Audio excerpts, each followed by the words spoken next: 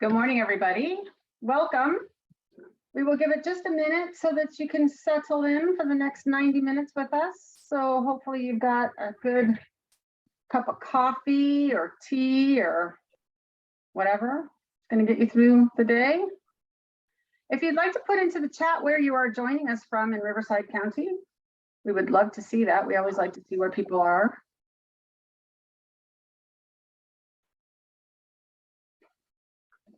What's an exotic place in Riverside County, Jason? Is there? Ooh, thermal. That sounds exotic. Wine country. Nice. Down in Temecula.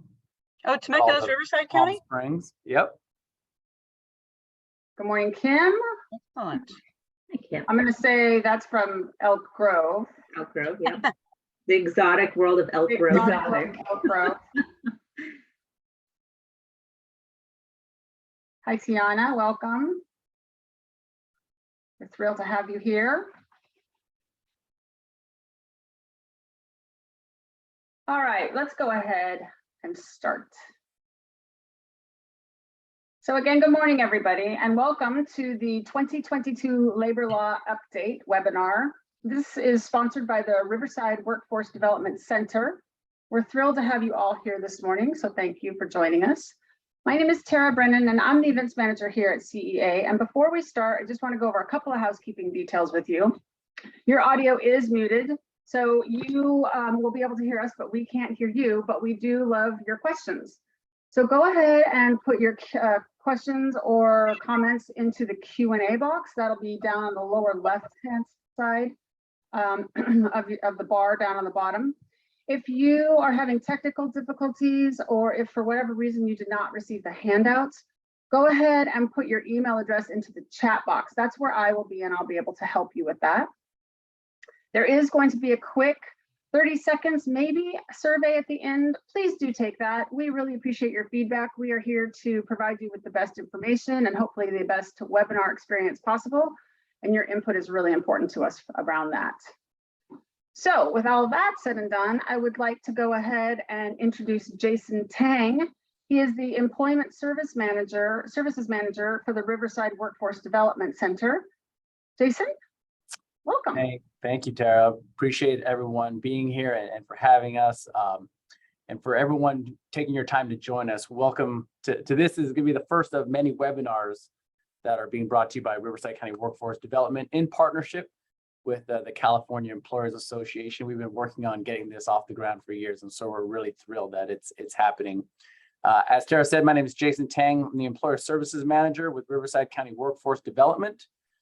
My team works with all of you, the employers, and the almost 70,000 other employers within the county. So all things workforce, whether that's growing your workforce, training your workforce, and at times even when necessary, downsizing your workforce too. So we partnered with CEA to provide employers an HR hotline that you see there on your screen.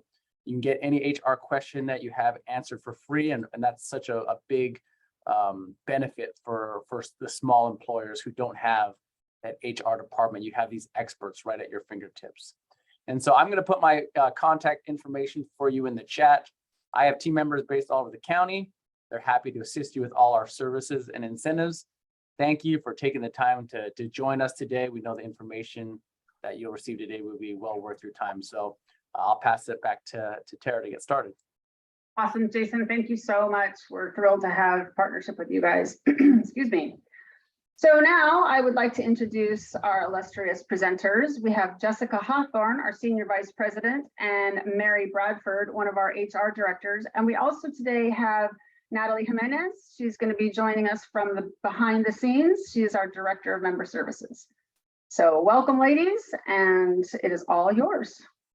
Awesome. Thank you, Tara, and thank you, Jason. We really appreciate our partnership with Riverside County Workforce Development Centers, and what a gift that you have given employers in Riverside County.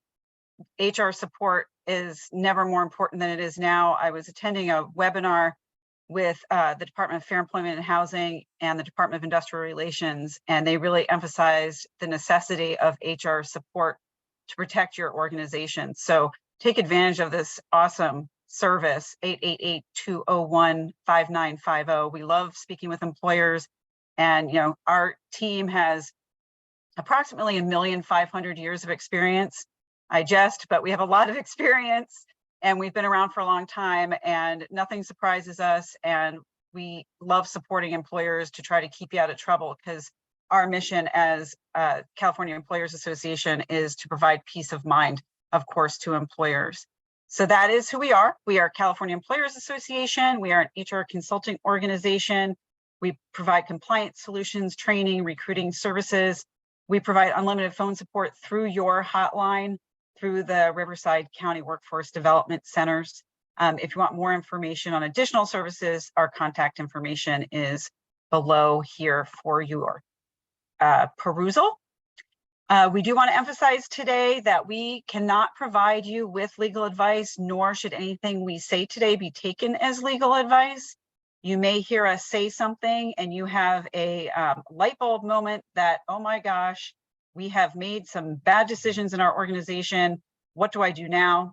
And if you have that light bulb moment, we recommend getting legal advice so you can have a confidential consultation with a lawyer who can give you legal advice, something we cannot do here at CEA.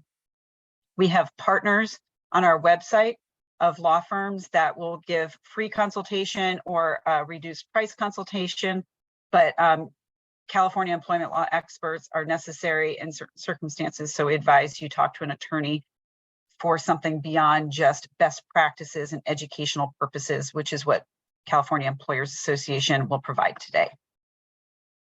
So what are we talking about today? We're talking about the new world of work, the evolving world of work, the changing world of work. Whatever you want to call it, things are a little different now than they were a couple of years ago, and they continue to evolve. That has necessarily implicated employee wellness and really a refocus on how, as employers, do we support our employees in the best possible way for retention and mental health and efficiency and effectiveness at work.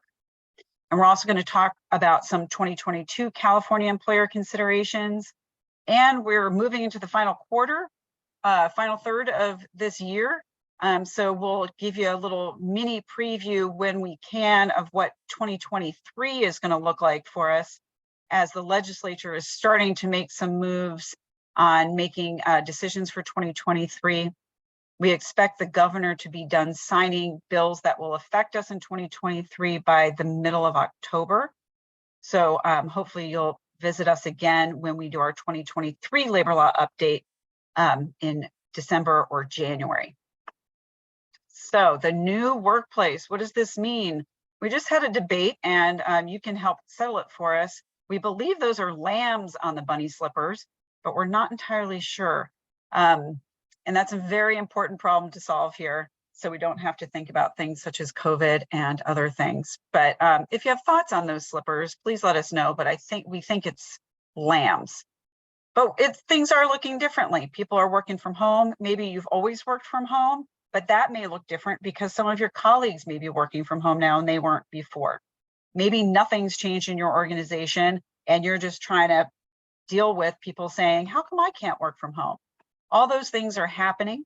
So we want to get a sense from you what your work situation is right now, so we make sure we're speaking to what's relevant to your organization. We've got 2 poll questions for you. One is, our office is fully remote, partially remote, or all in person? And the follow-up question to that is, how is that remote work working for everybody?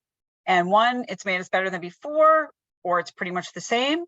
It was a hot mess, but now we've got it, or nothing's really changed for us at all. This is just status quo for us, no surprises. So go ahead and answer those polls. And then when we get most of the participant answers, we will share those results. And it looks so far that it's pretty consistent with our experience and what our membership has been telling us all along. And it's looking pretty positive. So let's see. Do you want to share the results with everybody? All right, so it looks like, yeah, more than half are all in person. We got about a third of you that are partially remote. 8% fully remote. And it looks like whatever the remote work situation is for your organization, it's either made you better than before, or for most of you, pretty much nothing has changed. And that tracks with what we've heard from most people, that not a lot has changed. But there are folks that have been impacted, and we'll talk about some of those issues as we move along today and go through the presentation. So, modern workforce. People want to be remote. Some people don't want to be remote at all. Sometimes leadership wants people in the office and staff doesn't want to come in. Sometimes it's vice versa. And it sounds like a lot of you, it hasn't changed a whole lot, but there are some smatterings of changes. And the thing about managing the modern workplace is thinking about what works best for your organization. Maybe each department has different needs. So one department could be a hybrid and the other has to be fully in the workplace. It's going to really be specialized to what you and your teams need to do and need to accomplish on a day-to-day basis. So if things are evolving or they have evolved, but you haven't really kind of had time to catch your breath to say, is this working or is this not working? And it sounds like a lot of you have done that analysis. Step back again to say, okay, what is our head count?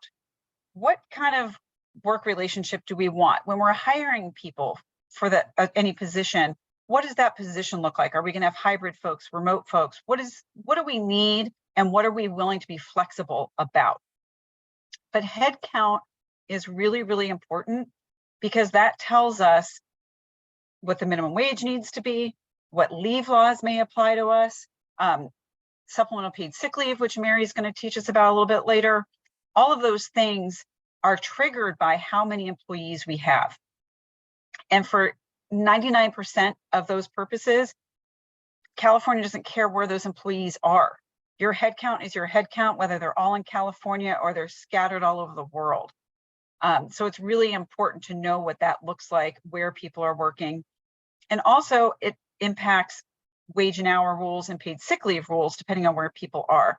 And we'll talk about that in a bit. Another thing to think about when you're managing the modern workplace is how are you monitoring performance? And we hear a lot, I always joke about those TikToks where somebody puts something on their mouse for their computer so it's moving all day because their company monitors performance by seeing whether somebody's mouse is moving. Ineffective, in my opinion. I could be moving my mouse all day and not doing a darn thing. But my boss will know if I'm working if there's clear performance expectations. And my supervisor has explained to me what the expectations are and what they're going to be looking at to determine if those expectations are met. Moving my mouse is probably not one of them, but it is important to step back and say, if I don't see somebody across the hall from my office, how do I know that they're accomplishing what they need to accomplish? And each position in your company may be a little different, but it's important to identify that and be consistent about implementing those requirements. Most of you are primarily in the workplace, but some of you may be hybrid, and you may be hybrid in the future for a variety of reasons. For example, somebody has a health condition and they're able to work, they're just not able to commute into the office. So you may have a hybrid employee temporarily. So it's important to kind of have these concepts in mind as the evolving workplace because of reasonable accommodation, or maybe you hire somebody into a position and they, as part of the negotiation of being hired, want that hybrid situation. So it may not impact you the second, but it may at some point. And one really important thing to think about, what is the employee's designated work location? Is it your main workplace or is it the employee's remote workspace, whether it's their home or WeWork or whatever that looks like? What is their designated work location? The reason why that's important is that if somebody's designated work location is their home office, every time they leave their home office, you're paying for mileage. If they're hourly, they're on the clock. If their main work location is the main workplace, same difference there. That's going to be a commute situation. and you want to think about those things. So if you have these hybrid considerations, and you want to make sure you're paying people properly and dealing with their expenses properly, make sure you call the hotline and kind of talk it through with an HR advisor so it's really clear in your remote work agreement or your hybrid work agreement what expenses are covered, what mileage is covered, when people are on the clock, and so forth. The other thing to think about when you're trying to determine whether a remote work situation is appropriate for a particular position or even a hybrid consideration is intentionality. What is your reasoning behind this requirement? Some people say, I want everybody in the office on Wednesdays and Thursdays. It's a reasonable question to then say, why? What's the intention behind that requirement? Is that when most meetings are going to occur? Is that when you're going to do team building exercises? Is that when you're going to maybe have a lunch brought in or some other perk that you want to give to folks? What is the reasoning behind specific requirements? Or can you be more flexible? Hey, I just want people here 2 or 3 days a week. That way we can have more of these organic cross-team conversations, the water cooler conversations, those sort of things. So when you're setting expectations and requirements, consider your intention behind that mandate and make sure it works within the organization and it makes sense for your organization. And as leadership, it's up to you to set that intention. It's okay to say, I want everybody here Wednesdays and Thursdays because I want as many people in the office 2 days a week. That's a good reason. But make sure you are able to articulate that for your team. And then that way the intention can be met. And you as a leader can say, it's working. Wednesdays and Thursdays, it's working. Or maybe you say later, maybe we need more flexibility. Maybe we can just say 2 days a week is enough. And then that way we're getting different people here on different days. So you want to think about different things and how it's best for your organization and have some intention behind it. Another very important consideration for hybrid or remote work is if you have hourly non-exempt employees in a hybrid or remote situation. Because hourly folks still need to clock in, clock out for a meal break, clock back in after the meal break, clock out at the end of the day. They still need to be taking their rest breaks. All of those things, all of those policies still apply, whether somebody's in your main workplace or they're working remotely. So you want to make sure you have that conversation and make it very clear that those policies still apply.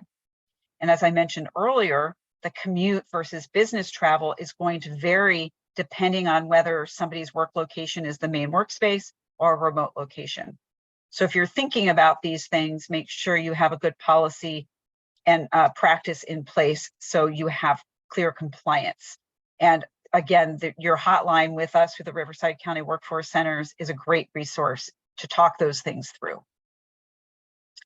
Policies, as I mentioned, very, very important, including harassment prevention. I can tell you our investigations department here at CEA is doing an average of 4 to 6 investigations a month during the pandemic, and that has continued since we've opened back up again. So this stuff didn't go away, and in some places it got worse or complaints are rising. So make sure your employees, regardless of their work location, understand all of your policies, complaint procedures, harassment prevention, timekeeping, and so forth. You do want to take a look at, if you have hybrid folks or remote workers, that you have a specific remote worker agreement. That remote worker agreement is really important because it reminds people they're at will. It reminds people that all of your handbook policies apply. It also talks about what expenses are covered, what you and the employee agree as a reasonable reimbursement rate for certain expenses and things like that. And take a look at your employee handbook. If your employee handbook hasn't been updated in 2022, it's time. A lot of changes happened at the beginning of 2022, and we expect more in 2023. And if you're updating your handbook at least on an annual basis, it's not very time consuming and you're compliant and you're taking a look again. Maybe things have changed in your organization. You need to tweak some of those policies. So doing so on an annual basis is strongly recommended, at least by us. You also want to make sure that your employees have access to that handbook. It's not an intranet or a shared drive. You don't necessarily have to print it out and hand it to everybody, but you do want to make sure that people sign off that they got a copy of it and they were able to discuss it with a supervisor or HR person in your organization.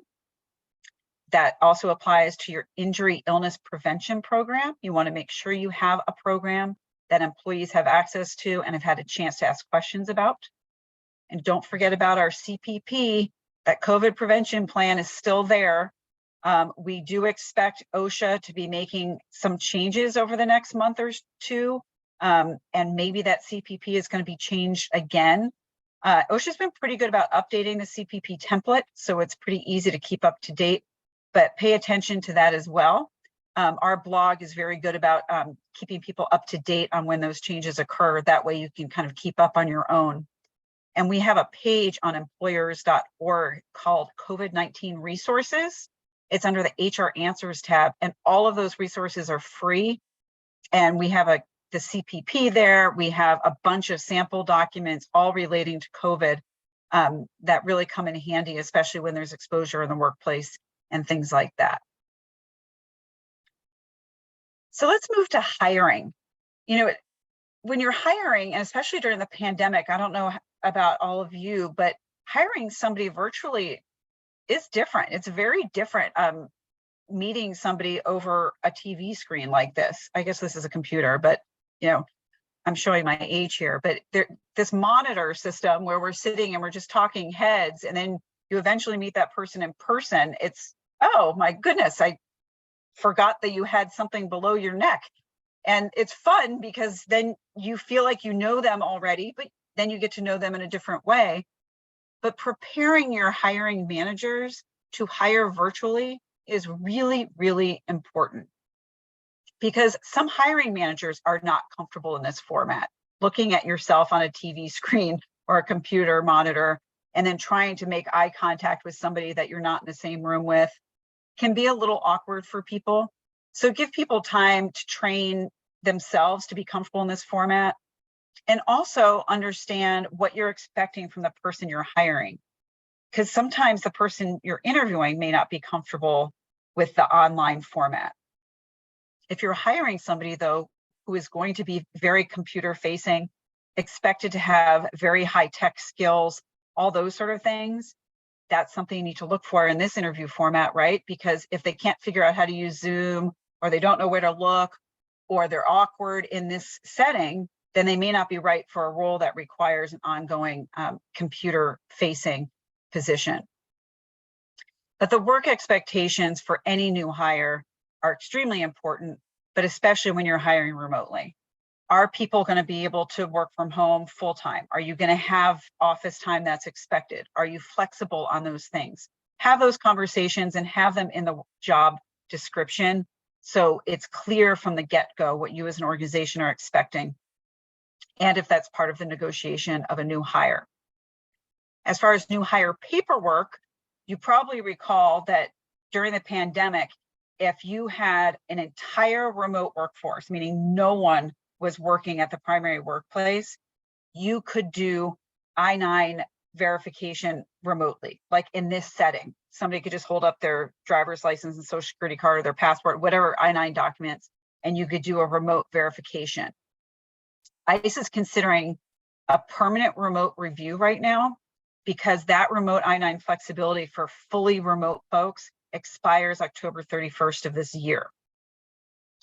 The permanent remote review that they're considering, there's a 60-day comment period right now, is generally geared towards what I've read, employers who commit to using E-Verify. So if you don't intend to use E-Verify, that may not be an option for you. But if you don't have fully remote people, it may not be an option for you anyway.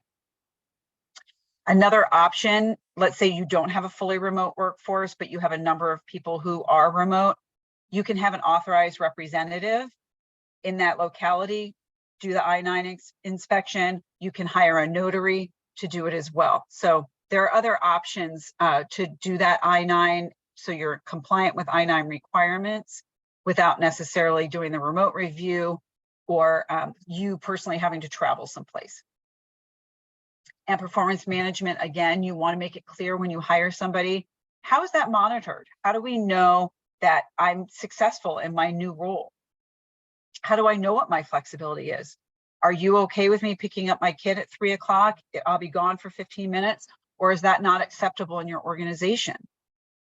Accountability is very, very important. And that is how you build trust. You want your employees to trust you as a leader, but you also want to be able to trust your employees. How do you do that? Be clear about expectations and hold each other accountable based on those reasonable expectations. All right, let's talk about money. Very important wage and hour reminders. So July 1st, 2022, which feels like a year and a half ago, but apparently it was a couple months ago, 15 minimum wage increases across the great state of California. We currently in the state of California, I believe, have 39 different minimum wages. So Riverside County follows the state's minimum wage. That said, if you have a remote worker, say in LA County has a different paid sick leave ordinance than the state and a different minimum wage ordinance than the state. So the minimum wage and paid sick leave rules apply based on where the employee is working, not where the main office is. So Riverside County may follow the state, but if you have people in other localities around the state, you do want to make sure that you're following those rules. We have a bit.ly, which is just a short URL here, and that will get you to that fact sheet on our website that has every minimum wage throughout the state and the coordinating paid sick law for that locality. So if you do have people around the state, you want to take a look at that, especially if you have hourly employees working around the state or traveling around the state. You do want to take a look at that to make sure if you have hourly folks, especially around the minimum wage range, that you're paying them properly. So on January 1, the rest of the remaining 39 to 40 minimum wages will go up again. So if, again, you want to be following that if you have hourly folks. So our state minimum wage, which is Riverside County and most of the state, right now is $14 an hour or $15 an hour if you have 26 or more employees. So if you have 25 or fewer, your hourly employees need to be making at least $14 an hour. If you have 26 or more employees, your non-exempt hourly folks need to be earning at least $15 an hour. That's where that head count comes in again. So if you have people working all over the country, but you only have 2 people in California, all of those people around the country go towards that head count to determine your minimum wage. The state minimum wage also tells us how much we need to be paying our exempt or our salaried employees. So those are the folks who have those job duties that use independent discretion, a lot of independent judgment, or they have a particular license. They meet the job duties test. If they meet that job duties test, they also have to earn the minimum salary in order to be properly classified as an exempt employee. If you have 25 or fewer employees, your exempt employees in 2022 do need to be making a minimum of $58,240. If you have 26 or more employees, your exempt employees for 2022 need to be earning at least $62,400. This is important because exempt folks are exempt from overtime. They don't need to track their time. They don't need to take meal and rest breaks. So there's no documentation or record keeping with your exempt employees. But if you are wrong and you're not paying them enough or their job duties don't meet one of the exemptions, then you're going to owe a lot of back pay. There's a lot of penalties associated with not tracking their time, not providing meal breaks, not paying overtime, and so forth. So if you have an exempt employee and they're only making $55,000 a year, you're going to need to make an adjustment. And this may be one of those light bulb moments where you say, uh-oh, I need to fix this. And I may need to talk to somebody about how I should fix that. So for next year, moving to 2023, it has been confirmed that the minimum wage for all employers is going to be $15.50 an hour. That bumps the minimum salary for your exempt folks to $64,480. So if you are paying somebody $60,000 a year, you got 24 employees, can your budget sustain over a $6,000 raise for that person for 2023? I don't know the answer to that question, but now is a good time before we get close to January 1 to make that determination if your budget can sustain that. Because if it can't, then you want to switch that person starting 2023 to an hourly position. And you can just take their current salary divided by 2,080 hours, which is how California defines a full-time employee. And that would be their hourly rate. Because you want to give people who have been exempt time to get used to being non-exempt. You want to give them training, because if you've been exempt for a long time, you're not going to remember to clock in. You're not going to remember to take a meal break. And so you want to give people time to adjust and get comfortable with the idea of tracking their time. Because a lot of people do feel like it's a demotion when it's not. It's just you as the employer being compliant with California law. So things to think about as we get moving into budget season if you're on a calendar year budget. All right, let's do another Zoom poll. Reimbursement. If you have employees working from home, whether hybrid, full-time, whatever, what costs as an employer do you cover? What expenses do you reimburse for your employees? Do you pay for part of their internet, their mobile phone, lease costs of space in their home, utility costs, their gas and electric bills, water bill? Do you pay for mileage to the office, meal benefits? We've heard some employers calling us saying, we have once a month, we have a lunch in the office for all the employees who are in the office. And my remote workers are asking if they can have a gift card so they can go buy lunch. That is not required under California law, but that could be a perk. So looks like we've got a decent number of people responding. Let's take a look. It looks like internet, phone. Some people are covering lease costs of space and home and some mileage to office. Okay, very good, very good, very interesting. Because in California, we know that our labor code requires us as employers to reimburse employees for all necessary expenses incurred due to work. Those expenses should be reasonable. And so what does that mean? Well, the courts tell us all the time different answers. But if it's something that the employee must have in order to do their job, more likely than not, that's something you should reimburse them for. And so most of you seem to know that. If I'm working from home, I can't do my job without the internet. I most likely can't do my job without a mobile phone.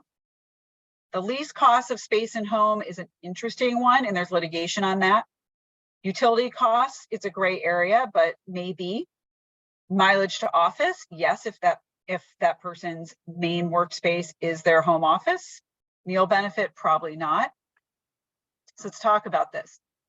This is a requirement in California, reimbursing for reasonable and necessary costs. So we know that if I'm in my own personal car and I've got to drive to the airport, I'm going to get reimbursed for driving to the airport. And my main workspace is our main office, so I get the round trip amount from our main office. If I'm going to a conference in Redding and I'm in Sacramento and I drive, then I get reimbursed main office to Redding and back. The IRS rate for 2022 was 58.5 cents, and then on July 1st, it got bumped up to 62.5 cents per mile.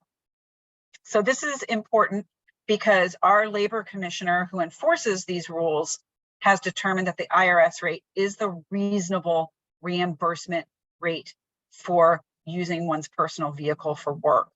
And what does that mean? It contemplates the cost of the car, the upkeep, the gas, insurance, and so forth. So if you want to pay less than 62.5 cents per mile, you just have to demonstrate that whatever amount you've chosen is reasonable. So what are we going to do? What are we going to reimburse people? How are we going to make these decisions? So if you are requiring remote or hybrid work, or you're encouraging it, the best practice is to cover at least those basic work from home costs: internet, personal cell phone, giving them office equipment or reimbursing for office equipment, and likely some utilities. One option is to come up with a reasonable percentage of the total cost. So the employee comes in and says, my internet bill is $100 a month, my cell phone is $100 a month, and my utilities are $300 a month. Well, you work from home, 2 days a week, that ends up being about 25% of your usage of all those things. So we're going to pay you back 25% of that amount. You and the employee sign your remote work agreement saying, we both agree that this is a reasonable reimbursement amount, and the employee is going to notify the company immediately if it's no longer reasonable. That's one way to do it. That way you're not sort of looking at various bills every month and trying to figure out a certain amount. So coming up with a reasonable percentage is one way to streamline that expense reimbursement process and include that policy in your remote work agreement. As I mentioned a little bit ago, we're seeing a lot of little lawsuits popping up all over the place about reimbursement, and we're seeing attorneys file cases seeking reimbursement from employers for office furniture, for the value of potential rent of office space. Some people are saying, I have this extra room in my house, I could Airbnb it and get this amount of money, and now I can't because I have to work from home in this workspace. Meal perks. We don't know how courts are going to come out on these. Typically in the past, these have not been things that the labor commissioner and courts have said are mandatory reimbursement, but it's an evolving world, as we've discussed. We don't know about those. So, gray area, stay tuned on that. Again, that remote working agreement is really, really important, and come up with a reasonable reimbursement amount, agree on it, and the employee is required to let you know if it becomes no longer a reasonable amount. So a couple FAQs that we've gotten from people calling hotlines such as yours is, one is, what if my employee is permitted to come to the office at any time, but they're choosing to work remote voluntarily? Meaning it's a perk. It's it's something you as an employer, you're like, yeah, I guess you could work from home, but we've got an entire office here and there's room for you to work here and everything you need. Well, right now, we don't know. That's what a lot of these lawsuits are kind of coming out of, is it's this gray area of, well, they could come to work, so I don't need to reimburse them for that. And we're seeing conflicting responses from employment attorneys around the state. So we've determined, as a best practice, because we don't know the answer, and it's our job to just provide best practices that best protect you as an employer, is to pay some portion of those work from home costs. Again, reasonable reimbursement amount, agree upon it with you and the employee. The other option is, we're not going to have anybody work remotely because we're not going to pay those expenses. We have a workspace, we're paying for rent here, we're paying for a copier here, we've got everything here you need. So no, we're not going to have anybody work from home. That may not be something that'll work because of recruiting, retention, but it may be an option that works better for your budget. So that's something to think about as you're analyzing whether you're going to permit remote work. Another question that came up is, what if my employee was working remotely due to a COVID-19 stay-at-home order, meaning they were able to work from home and they weren't able to come to the workplace because they were required to isolate? Are you required to reimburse those work from home costs? And the answer to that is a clear yes. We had a California federal court say that Amazon was not shielded from liability for the employee's work-related expenses during a mandated shutdown order. So if an employee was required to work from home or work remotely, we must reimburse for work from home costs. So that is a clear. So the gray area is whether there's a voluntariness associated with, and again, reasonableness is a good standard for determining reimbursement and reimbursement amount. So please take a look at your in-person and remote hiring practices. Make sure your job descriptions are up to date. Make sure your employee handbooks are up to date, and make sure your leadership team is all on board on what's appropriate for remote work and what's not. Check those county and city minimum wage laws, especially for your remote workers. But if you have people traveling around the state, most of these laws are triggered when somebody works in a jurisdiction for 2 hours or more in a work week. So if you have traveling people, the PSL, paid sick leave rules could kick in. If you are paying the state paid sick leave, you may not be providing enough paid sick leave if you have people moving around the state a lot. But that minimum wage for your minimum wage workers is really important to pay attention to as well. Check out your exempt employees' salaries. That big jump is going to happen on January 1. So make sure they're meeting the minimum salary for 2022 and that your budget can sustain it for 2023. And check those remote and reimbursement policies to make sure you're following best practices in that area. So employee wellness has come up a lot, and it's not just, physical and mental health. There's other programs, but while I'm chatting here, and Mary can take a look while we're going through this, but have you changed or have you added additional benefits or perks since the pandemic to address employee wellness and, people's physical and mental health? Do you have flex time policies, gym memberships, pet insurance? We have a wellness benefit here at CEA where we get reimbursed a certain amount for things that make us feel better. New sneakers, a new pillow, a new workout shirt, a bottle of bourbon. No, I'm kidding. But things that make us feel better and are good for our wellness, our company is generous enough to reimburse us for some of those expenses. So we love hearing from you all. If you have unique ideas, what you do for your team, I'd love to share that in the chat. But I'll move along here. We say this at CA a lot, and I'm sure you all have heard this, but be a leader, not a boss. A boss just tells people what to do and expects people to do it. A leader, a servant leader, walks the walk, talks the talk, is a good listener, has an open door policy, reads the room. And we want to talk about balance. And it's not always possible to have total balance, but we want to respect people's personal time, because when people can get valuable, meaningful personal time, when they come back to work, they're revitalized, they're rejuvenated, they're focused on work. So they can focus at work when they're working, then they can go home and enjoy that and have that nice separation. And a big part of this is evaluating workload. Are you talking to your team? Are you asking folks, how is your workload? What have you got working on? As a leader, you can help people prioritize tasks. People start getting overwhelmed when they have too much to do, and then they can't step away from it to figure out, oh, wait, that can wait. Or no, this needs to happen now. And as a leader, that's one of your best tasks and one of your best jobs is to talk to your team and help them prioritize so they're not overwhelmed. And that comes from open communication. Do you have one-on-ones with people? Do you have team meetings? Do you know the folks that like to talk to you once a week for a set time and other folks who are like, yeah, just check in with me every once in a while, I'll be fine. And do you follow that and respect that? Do you talk to your employees about the benefits your organization offers? Do you have an employee assistance program? Do you have flex time? I mean, if you provide a lot of holidays, remind employees, we provide this many holidays. Take advantage of those holidays and enjoy that time off. Take vacation. We want you to take vacation. It's very important to take vacation. So, and think about what programs or perks you can kind of throw in there.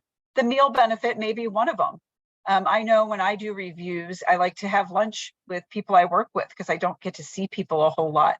But some people are really far away. So I like to send them a gift card so they can go at least get lunch, right? And that's a perk, and that's meaningful because I wish I could spend that time with them, but at least I can give that perk. But for your folks who are coming in the office, do you have treats on Fridays? Can you afford to bring a barista in? Can you afford to bring a massage therapist to do a little chair massage? Little things like that go a long way, and they're meaningful. And there's a lot of team building associated with that because there's a shared experience that people can then talk about, and it generates positive energy in the workforce. But another thing is what we have to do as employers, and that's granting time off when we're required to under the law. So CFRA, which is the California Family Rights Act. This is very similar to what's under federal law called the Family Medical Leave Act. So a lot of people have heard of FMLA. but CFRA is specific to California, and CFRA, you are a covered employer under CFRA if you have 5 or more employees. FMLA is 50. So CFRA is really important for us to know about here in California. So as a covered employer with 5 or more employees, what that means is you have to have a policy on CFRA. You have to hang the CFRA poster from the Department of Fair Employment and Housing. And there's mandatory forms that you must use when somebody is eligible for that leave. So somebody is eligible for leave under CFRA if they've worked for you for 12 months and for 1,250 hours in the 12 months prior to the need for leave. If they're eligible, they can take up to 12 weeks of unpaid leave. They get guaranteed reinstatement, and you continue their health benefits while they're on leave as if they're currently employed. What that means is they pay their portion, but you maintain their benefits. You don't COBRA them. CFRA does run separately than pregnancy disability leave. So under CFRA, pregnancy is not considered a disability in California, but we do have pregnancy disability leave that is for employers with 5 or more employees. No eligibility criteria for employees. So somebody can take pregnancy disability leave, and when their period of disability is over, they can take CFRA after that for a covered reason, such as baby bonding. So these are the covered reasons. So if you have 5 or more employees and you have an employee who's worked for you for 12 months and 1,250 hours in the previous 12 months, they're eligible to take up to 12 weeks of job protected leave to care for a baby or somebody who's placed for foster care or adoption for their own health condition, except pregnancy, but it does include workers' comp for a qualifying exigency if they have a family member on active duty, or for family care, caring for a family member with a serious health condition. A lot of family members fall under this rule. So if you have not updated your CFRA policy since 2020, 2021, there were a lot of changes. For 2022, one little change for your policy is parent-in-law is a covered family member for purposes of caring for somebody with a serious health condition. But there's also this, Department of Fair Employment and Housing mediation pilot program for alleged CFRA violations for smaller employers. So if you have 5 to 19 employees and an employee claims that you interfered with their rights under CFRA, DFEH is required to tell that employee that they have to go through this mediation program. And this is excellent news for smaller employers because this can mitigate your liability significantly because this is a complicated area. So this is a big change and a very positive change for employers. So one last Zoom poll, and then I can stop listening to me babble on, but leaves of absence. So have in the past couple of years, since CFRA has expanded to covered employers with 5 or more employees, have you had additional leave requests? Leave requests have gone down, or you haven't noticed a change at all? No noticeable change is primarily what we have heard on our hotlines. And that tracks with what sounds like all of your experience as well. It looks like somebody has had some increase. So if you need assistance with that, please give the hotline a call because we can walk you through that if you have any questions.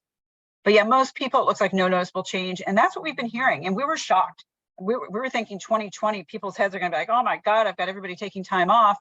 And there really hasn't been a major change, which is good because we've been able to ease into this compliance requirement, which is a positive thing because it's a lot to deal with as employers.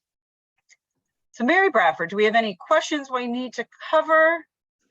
We had some great questions come in. I think we're all caught up. We had a couple people caught off guard by the minimum wage change that was supposed to be 15 and is now 15.50. So a lot of people don't know about that. So we're with you and we're here for you. Surprise. Surprise. California law, the gift that keeps on giving. Yes, we were all surprised by that, but it's tied to inflation, as we know. That is not low. So I will hand it off to you. I will stop sharing so you can get your screen set up, and I will cover the Q&A box for everybody now.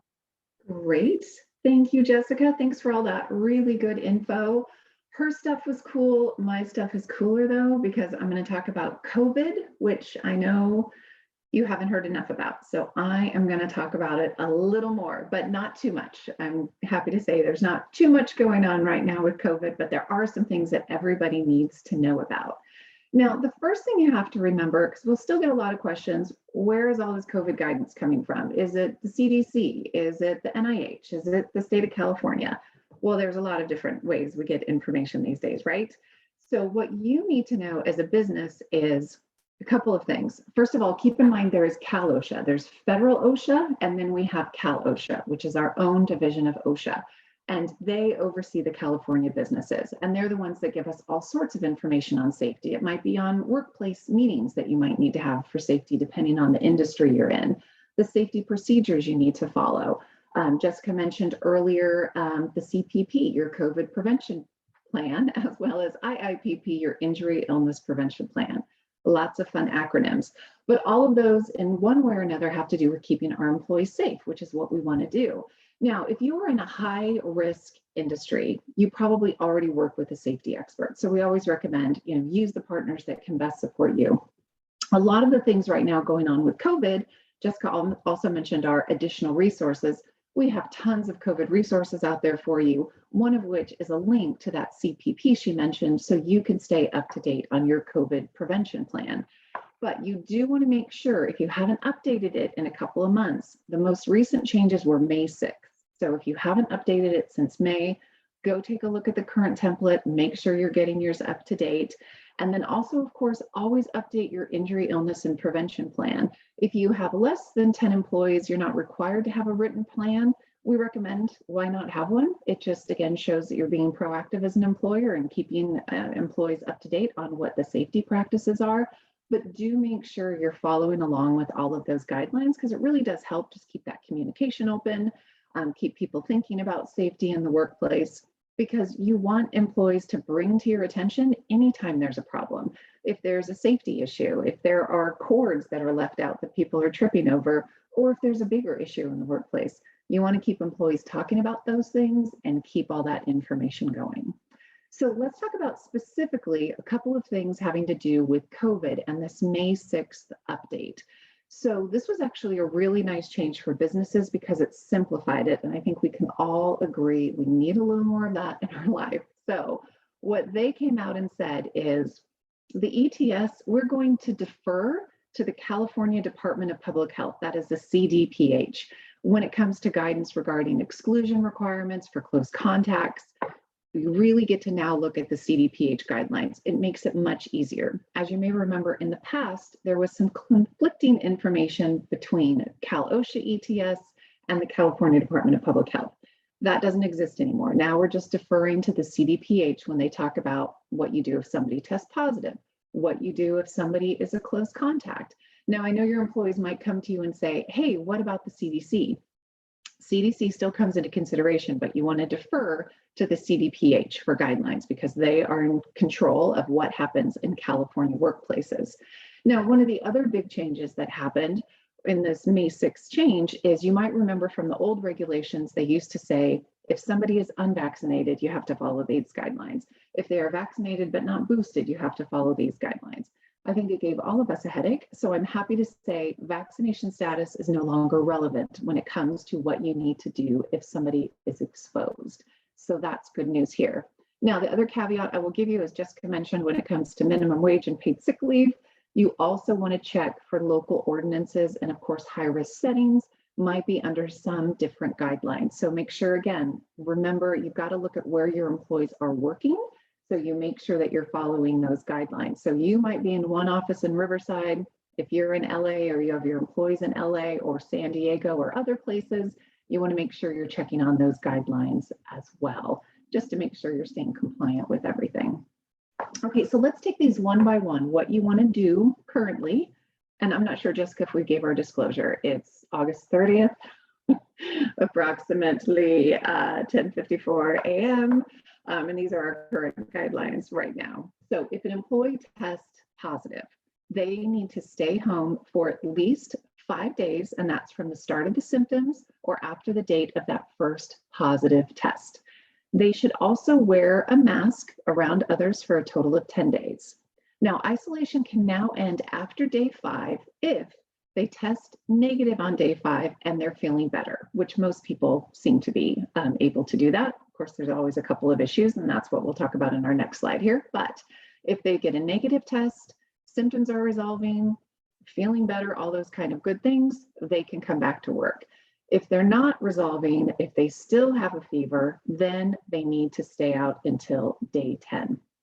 Now, isolation can end on day 10 if for some reason they choose not to test or they test positive on day 5. They also have to be fever-free for at least 24 hours without the use of any fever-reducing medicine.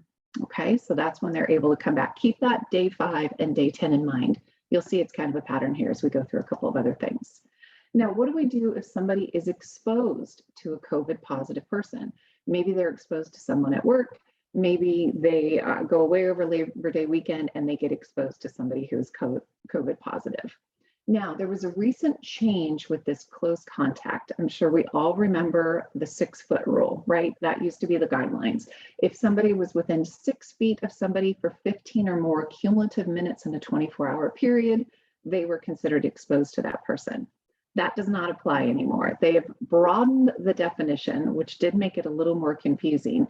And now they kind of call it general airspace. So if they are in the same room or the same part of a building that's not really divided, they could be considered an exposed person.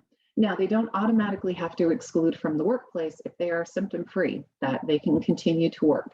But they're advising that they test day 3 to 5 after they were exposed to that person.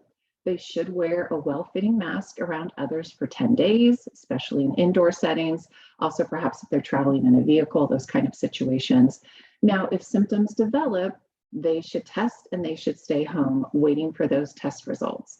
And they're gonna, if they don't test, then they are going to continue to isolate for 10 days if they do get those symptoms. So let me go to our symptom slide so you can take a look at this. So if somebody has COVID symptoms, what do?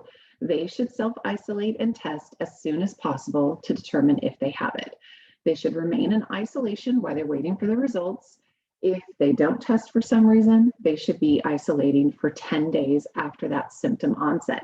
Now, some of these things, if they weren't able to test, those are kind of from the older days when it was so hard to get tests. Now it's fairly easy to get tests, so hopefully people are able to test and find out if they do or do not have it. But if they have COVID symptoms, they should continue to wear a well-fitting mask for 10 days, and they can continue self-isolation and retesting 1 to 2 days if they do test negative, especially with an antigen test, if they tested early on in those symptoms. Those are the suggestions for what to do with symptoms. Now, there were some changes when it comes to testing, and this was another good change for employers. Now, remember, COVID positive, you still test on day 5 in order to return to work. But the type of test is no longer restricted. It used to be a PCR test, or there was another acronym that I can't remember right now, but there are no restrictions on the type of test. So one of the tests you pick up at Target or Walgreens or wherever is an acceptable test. Now, the employee can also take the test and read the results. In the past, they couldn't do that. They couldn't self-read their results, but now they can. So that means they can take a test at home. They can send you a picture of the positive or negative test. There should be some way of verifying that. So by that, that means maybe they take a picture of the negative test in front of the TV screen that has the date on it, something along those lines, or if there's a date stamp on their phone, just so they can let you know when that test was taken. So now they can take the test at home. They can send you a picture. You don't have to send them out anywhere to do that. They can just take their own test at home. So that was a nice change when it comes to testing changes. Now, we also want to remind you about what you need to do as an employer when it comes to reporting COVID in the workplace. Now, it's this 3-2-1 rule. When it comes to somebody saying, hey, I tested positive, for reporting it to workers' comp, it does not matter if they got it at work or if they got it, again, when they were away at a family weekend. You are supposed to notify your workers' comp carrier within 3 business days that you have an employee as COVID positive. A lot of your worker comp carriers have added this to their logon page or their first page. If you just go to their website, They are collecting data on how many employees are testing positive in the workplace. You don't have to give a lot of personal information. It's just a general reporting of a COVID positive test. And again, it doesn't matter if they got it at work or contracted COVID at work, or they got it outside of work. Within 3 days, you're supposed to report that to your workers' comp carrier. Then we have this 2-day rule, and this applies to outbreaks. So within 48 hours or 1 business day, because if you find out about something Friday night, you're not going to be able to report to your local agency. So you've got until that next business day, but you should report all outbreaks to your local public health agency within 48 hours or 1 business day if you have 3 or more cases in a 14-day period. Now, as we all know, COVID's gone through highs and lows, and all of a sudden there's a bunch and then there's none, and then there's a bunch and then there's none. So try not to panic if you realize there is an outbreak. It is okay. Lots of businesses have had outbreaks.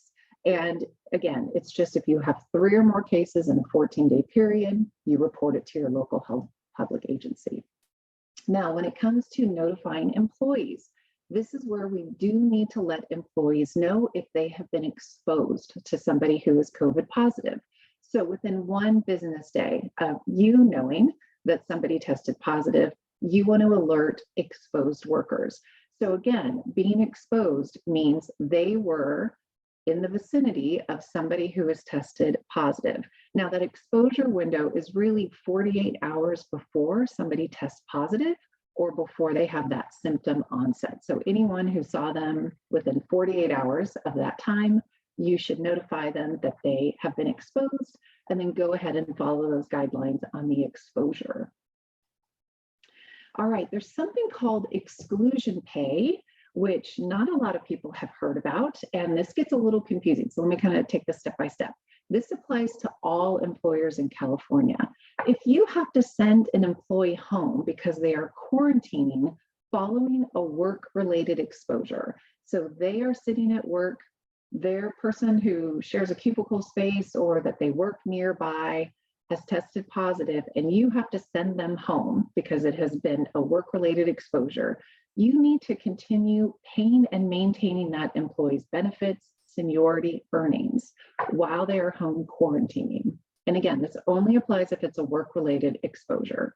Now, what you want to think about here is, can this person work from home?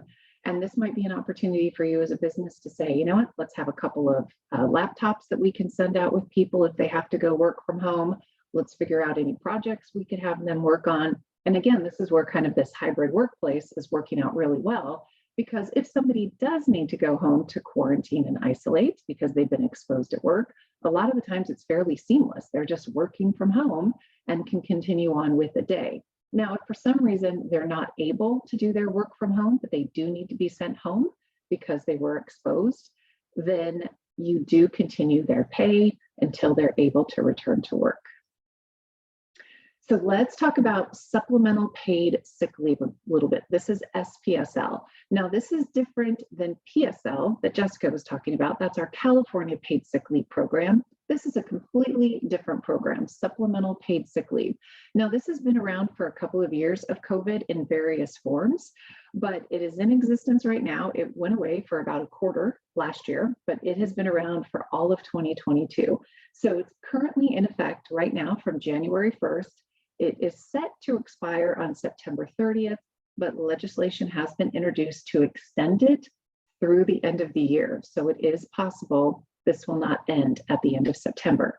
But this only applies to you if you have 26 or more employees. So if you do have 26 or more employees, you need to make sure you're providing supplemental paid sick leave if they are out of work due to COVID. We're going to talk about those 2 buckets of time. Now, if this is the first you've ever heard about this and you had employees who were out last month and you have 26 or more employees and they took that time off without pay, if they come to you and they say, hey, I just heard about the supplemental paid sick leave, I would like to get paid for those days that I had to be excluded from work, you do need to do a retroactive payment upon oral or written request for any time off that somebody took for a qualifying supplemental paid sick leave reason. Now, there are 2 buckets of the supplemental paid sick leave, 2 40-hour buckets for a total of 80 hours. Now, the first bucket is for when employees, whoops, sorry, I'm going to come right back to that, is when employees are waiting to find out if they've tested COVID positive, if they have a family member who is needing to be cared for because they are waiting for test results. It can also be if somebody has had a vaccine and they're having some adverse reaction and they need to stay home. That's your first 40-hour bucket. Then we have a second 40-hour bucket, which is just when somebody tests positive. So that is if the employee tests positive or if the employee is caring for somebody who's test positive. So there are two 40-hour buckets. Some employers have chosen to combine them. Some are keeping them separate. You have the discretion to do either that you would like to do. But do make sure if you have 26 or more, you've got this benefit for employee. Unfortunately, there is no reimbursement. There's no tax credit like you might remember from FFCRA, that Families First Coronavirus Response Act from a couple years ago. We don't have that with this one, unfortunately. So this is just a paid benefit that you're giving to your employees. A couple of other things to remember about supplemental paid sick leave. You need to show the amount used on an employee's pay stub. Very similar to paid sick leave, but paid sick leave, you need to show the balance. For supplemental paid sick leave, you just need to show the amount used on their pay stubs. If you don't have that printed on their pay stubs, at each pay period, you need to notify them in writing some way that what the amount is that they have used. And that's actually the same for paid sick leave. If you don't have paid sick leave on your employees' pay stubs, you need to provide in writing to them what their current balance is. So make sure you're working with your payroll carrier to make sure you're being compliant with that. I kind of threw a lot of payroll carriers for a loop. So make sure you're checking on that just so that is showing up on employees' pay stub. Now, I mentioned just a moment ago, exclusion pay. Unfortunately, supplemental paid sick leave cannot be used if you're paying someone exclusion pay. They are two separate benefits. So you can't say, oh, you have to be excluded from the workplace. I'm going to dip into your SPSL bucket. You are not able to do that. They are separate plans. All right, so let's talk about what you want to do if paid sick leave expires, maybe September 30th. My guess is they're probably going to extend it, but we'll see. We're still waiting to get some changes, as Jessica mentioned too, on the ETS and a couple of other things. So we'll see what happens here, but at some point it will probably expire. So here are the things you want to take a look out for. Now, if it does expire September 30th, keep in mind, if somebody goes out September 28th, and they're going to be out for 5 days, for example, they're able to continue using that benefit. If they were using it at the time it expired, they're able to continue using that benefit until that time exhausts. So if they're not able to come back to work until October 2nd, they can continue being paid supplemental paid sick leave to October 2nd. Do make sure you check in with your payroll companies, depending on what the news is, if this is going to expire or not, that you want to remove SPSL as soon as that's no longer a benefit that's available to employees. So make sure you stay up to date on the changes, which is a good reminder for everybody. If you're not receiving our newsletters and if you don't receive our weekly updates that we send out, we will keep you certainly notified as soon as we hear about what this change is going to be. So make sure you're signed up to receive those because we want to keep you in the loop. And then of course, you're going to need to update any COVID, any other sick leave policies that you have when supplemental paid sick leave goes away. As far as record retention, which we're going to talk about here in just a second, you do want to make sure you retain any SPSL documents for a minimum of 3 years. Hold on to those.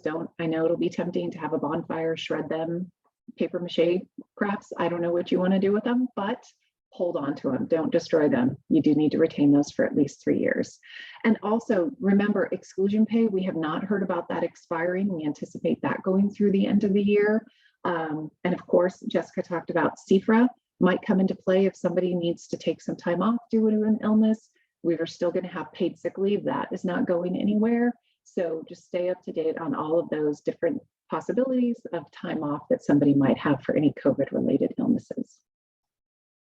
All right, so just wrapping up all of our wellness. I think everyone needs a wellness day after all of this information we're giving you, but keep in mind, there are a lot of great things that you can do, little things, big things, anything you can do to maintain that connection with your employees, let them know how valued they are, let them know that you are looking out for their well-being, really makes a big difference.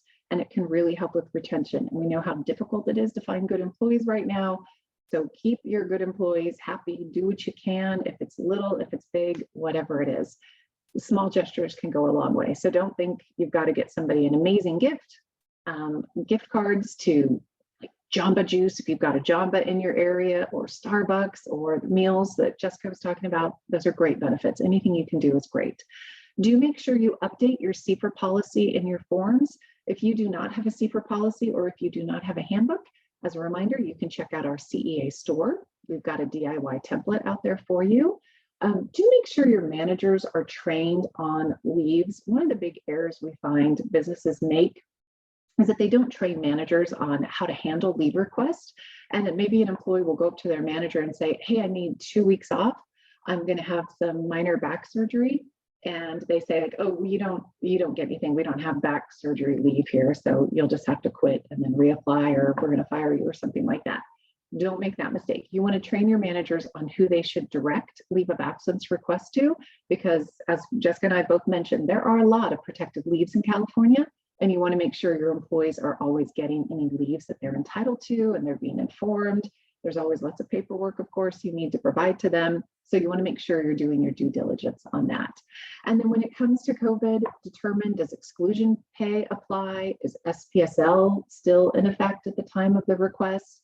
And again, you just want to make sure you're being very consistent with that. Good faith and fair dealing goes a long way in California, as does consistency. So make sure you're looking out for your employees. And again, keep checking those pay stubs and keep staying up to date on if SPSL will be staying or leaving, or who knows, more surprises. We're not sure. All right, so let's take a deep breath. We're done with COVID for now. Let's talk about some other things that you need to consider as an employer in California. More acronyms, because we haven't said enough yet. So we want to make sure you have all the acronyms that you can use at your next cocktail party or something going on this weekend. We're going to talk about record retention, a couple of penalties with wage statements. Jessica and I both talked about those. I'm going to show you what a good wage statement looks like. And then we'll talk about a couple of 2023 previews, although we've given you some already, so you're already in the loop. Okay, if you are a business that is under ABC regulations, then there is some new training you want to make sure you go ahead and work on, well, by tomorrow. But let me tell you about it so then you can figure out a game plan if you haven't done this yet. So there is a new training that's required for an alcohol server in California. They have to get something called a registered beverage certification. Yes, another acronym. Yes. This is somewhat similar to the food handler card. If you're familiar with that, if you're in that industry, you know how this goes. And this has been in effect for a while, but the expiration is actually coming up tomorrow. So by August 31st, all of your employees who are involved in alcohol serving should have this training. Now, if they were hired July 1st or after, you have 60 days from the hire date to complete that training. But as with all things, we recommend you do training as quickly as possible. My son just started working at Amy's drive-thru. If you've heard about that, I think it's more of a Northern California thing. But his first couple of days, they did everything. They did harassment prevention. They did food handler card. They did all this kind of stuff. I was really quite proud of their HR that they were doing there, because they were just getting it all done as soon as possible, which is what we encourage you to do as well, because you want to make sure you're saying to your employees, hey, this really matters. And we want to make sure you get this training. We want to make sure we're compliant as a business and you know what you're supposed to do. So it's a win-win for everybody. Now, an alcohol server is defined as anyone who's employed at an ABC establishment who is checking IDs, taking orders, pouring, or delivering alcoholic beverages. Now, a couple of ways which this may or may not apply. So this doesn't apply to servers at a private event with a controlled guest list. I feel I have not attended one of these, but if you're hosting a lot of private events with controlled guest lists, you don't have to worry about this alcohol server training. Now, this may apply to a public event. So if there is a golf tournament, for example, at least one certified individual must be present at that event if alcohol is served. So keep that in mind. And it applies to all licensed establishments. So if you are a restaurant, a winery, a club, anything like that, you want to make sure these employees are trained and have their certification. And trainers have to be approved by the ABC. So this is not something you as a business can do and say, hey, everyone, let's talk about how it's important to follow these guidelines. You're going to want to have some outside help on this, we have provided you with the fancy QR code, which I'm now realizing has a dinosaur with a very large head on it. I don't think that is correct, but we'll roll with it. We're discovering new dinosaurs all the time, who knows? But you can snap that with your phone, and that will take you right to information on this, or you can use that bit.ly right below that will give you more information on required training. All right, so record retention, our last poll of the day, because they're fun. We want to ask, how long do you currently retain your employee records after termination? Do you shred, delete them as soon as the employee leaves, walks out the door? You start that exciting bonfire in the front area. Do you keep them for 2 years? Do you keep them for 4 years? Or do you keep them for more than 7 years? Let's see what everybody's up to. I'm proud that you know you shouldn't delete them, as tempting as it is to just shred and delete away. All right, we have some people that keep them 2 years, 4 years, 7+ years. Uh-oh, someone shreds them. That's okay, stay with us. We accept you, don't worry. We'll tell you what to do from here on out. Okay, perfect. Let me share those results with everyone. So really interesting. So about half of you, a little over half of you, keep them for 7+ years. I'm wondering if you're HR people, because we like to keep documents for a really long time. About 15% of you keep them for 4 years, brilliant. And then we've got about 30% that keep them 2 years or less. Okay, let me tell you why you're going to want to change that practice if you're keeping them for 2 years or less. In the olden days, and by that I mean a couple months ago, that was probably okay, but no longer. So record retention requirements have changed. So you want to make sure you're keeping applications, personnel information, employment referral records, membership information, a minimum of 4 years from the date the records were created or the date that that action occurred.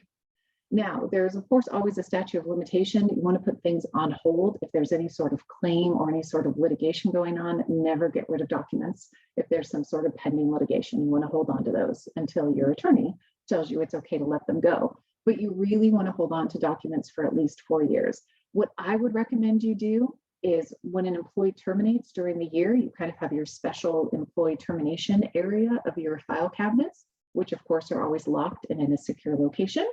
Then at the end of that year, gather up all of your terminated employee files, put them in a box, and then write destroy 4 years from whatever the date of that year is, because you want to make sure, I'm sorry, did I relaunch that poll? Nope, okay. You want to make sure that you're holding on to those for at least 4 years. 7 years is what I used to do. When I was an HR manager, we had a 7-year record retention. That is perfectly fine too. So feel free to either at a minimum 4 years, 7 years, but again, even with terminated files, you want to make sure they are kept somewhere in a secure locked location, just so people can access that, because as we know, there's a lot of confidential information in those files. All right, so here is an accurate wage statement. This is what you want your pay stubs to look at.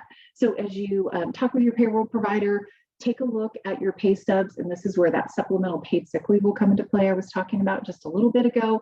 But here's what you want to do. You want to make sure you've got the address and name, the legal entity that is the employer. You want to make sure you've got total hours worked. You want to have the pay rate. You want to have the overtime rate. If your employees ever receive double time, you want that to be on there as well. You also want to make sure you put the pay period. I still see pay stubs sometimes that don't have pay periods. It'll have the pay date, but not the pay period that covers. So make sure your pay periods are on there. Of course, all the deductions, we need to let our employees know where all the money is going. You need to have net wages, gross wages. And then on the bottom right, you can see that's where you want to have that paid sick leave balance. And your supplemental paid sick leave is where you have your time used. So make sure you're showing your employees how much time that they have used of that supplemental paid sick leave. Now, the other thing you'll notice here in red, we did that to get your attention. We are not yelling at you, but we wanted to show you premium pay. If you ever need to pay your employees premium pay, so a penalty for missing a meal period, for example, or for not getting a rest break, and you need to pay your employees 1 hour as penalty pay for a missed meal or rest break, that needs to be noted on the pay stub. We've recommended you do this for a very long time. But now it's official that you have to do that as part of your accurate wage statement. So do make sure, again, just work with your payroll company, double check just to make sure they're following along, especially if you have a payroll company who's outside of California. As you all know, California, we do everything different. And a lot of payroll companies don't always keep up to date with the California rules. So you do want to make sure you've got premium pay listed as a separate line item on those pay stubs. All right, so here's a couple of things as we look into our crystal ball and use our telescope. Keep an eye out for the I-9. Jessica was talking about the remote verification. They keep talking about that. We're also expecting a new I-9 form. The I-9 form didn't get changed for about 870 years. And then they made drastic changes and not everyone was thrilled with them, as you can imagine. And so they are working on a new form. It's supposed to be out October 31st. I'm interested in seeing it. We will have a free training on that this fall. We're actually able often to get speakers from the USCIS. They are amazing. They're great at telling you what to do on that I-9. So keep an eye out for that. Come join us. We'd love to have you. And then supplemental paid sick leave. Who knows? We just found out yesterday or the day before that they're talking about extending it. So stay tuned. It's set to expire on September 30th for our supplemental paid sick leave. Will it get extended out? We don't know. That's why it's exciting. So we'll find out for sure. Our current ETS are set to expire December 31st. I think Jessica and I both mentioned Cal OSHA is talking about having a more permanent standard where they don't maybe necessarily state it's COVID. They might just say if there's ever an outbreak or a viral illness or something like that that's affecting the workplace, there might just be some general standard rules that everybody has to follow. So that's what we're waiting to hear, but still nothing is official. But we do hope to hear pretty soon about any changes they're going to make. Another thing, you might have heard about this in the past, they have talked about bereavement leave, protected time off for bereavement. It doesn't sound like it would be a paid benefit. It might just be 1 or 2 or 3 days that an employee could take unpaid time off that is protected for bereavement. So that's been tossed around. I think last I heard it was in a committee getting further review, but everything has to be to the governor by tomorrow. And then everything has to be signed by the end of September. So we should have some good answers on these things pretty soon, which is why it's great. Please join us for our next labor law update, which we'll have later on this year. We will be talking about everything that is coming for 2023. And a couple of reminders for you here. Do make sure, review all of your policies, especially your employee handbook. Make sure you've got an up-to-date employee handbook.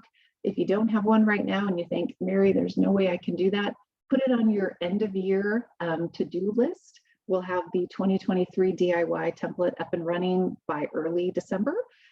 We've made a lot of changes to our handbook just to reflect all the new laws that are coming into effect. So again, every year you've just got to check and make sure your handbook's up to date. But take a look at your remote policies that Jessica was talking about, your wages for employees, your leave of absence, supplemental paid sick leave. Take a look at all those and make sure you're compliant. And when they end, make sure you get rid of them so you don't have to keep offering those to employees. Take a look at your wellness programs. As another reminder, harassment prevention training. If you last did harassment prevention in 2020, it is your year to do it in 2022. So make sure that you get all of your employees, supervisors as well as non-supervisors trained. We've got a bit.ly there for you on our website. You can just visit CEA trainings. For CEA members, we have free training available for you. But if you are not a CEA member, we're welcome. We'd love to have you join us at one of our webinars that we do every few months on harassment prevention, and we can get you set up with that. And then we have a couple of trainings coming up in the next few months. We have something called LEAD, which is a leadership certification course. And then we have the HERO, which is an HR course, kind of an HR 101, which is great if you are already in HR and you need a refresher or you want to get some more skills and experience with HR. Maybe you're wearing a lot of hats and HR is just one of them, and you want to hear about all of the California compliant guidelines, come join us. We would love to have you join us for that as well. So check out our website under CEA trainings. They are all out there for you. And then if you find you need a little more help or you're thinking, wait, I want to get all those cool forms that Jessica mentioned, take a look at our website. We do have individual memberships that just give you a little more access than the hotline does. The hotline, of course, you can call us anytime on that hotline number, which I'm going to show you again on a slide here in just a minute. But if you need a little more access, if you want to get all of our forms, all of the toolkits we mentioned, take a look at a membership. You can do it monthly. So there's some good options for you there. And then let me give everybody the codes because you certainly deserve credit for sitting through the last 90 minutes, 85 minutes. For HRCI, it is 599770, and SHRM is 22-FHVDM. Well, let me go over that again. 22-F as in Frank, H as in hot, because it's going to be very hot this weekend. V as in Victor, D as in darn, and M as in Mary. Let's go with that one. So make sure you get your credit for all of that training. Remember, you have to get recertified every 3 years for your PHR, SPHR. Here is your number again for the Riverside County Workforce Development Center. So glad that you were able to join us. Call us anytime you have questions. We are very happy to help you. All right, Tara, I'll turn it back over to you. That's a lot of information. Let's see. I am putting into the chat the links to the classes, Mary, that you just talked about. So let me try to maneuver this computer really quickly because that's always a good time. Okay, so there's the links to the 2 classes that Mary was just talking about, the LEAD certification program and the HERO program that's coming up. We also have an advanced LEAD that's coming up in December as well after the LEAD class. Let's see, you got the hotline up there. The recording will be available probably in the let's see, it's like Friday. So I'll put that here. It's going to be at the Riverside Workforce Development Center's website. So there's that for you. And the SHRM codes, I'll go ahead and throw those codes back into the chat so you can just grab those if you need those. So there's HRCI and SHRM headed your way. So all that's in the chat now. Thank you everybody for being here. We really appreciate it. Ladies, as always, amazing information. It's like drinking out of a fire hose. I don't know how you keep it all straight, but you make it palatable. So thank you for that. Everybody go and have a really great rest of your day. Try to stay as cool as you possibly can and be healthy. Take care, everybody. Bye-bye. Bye.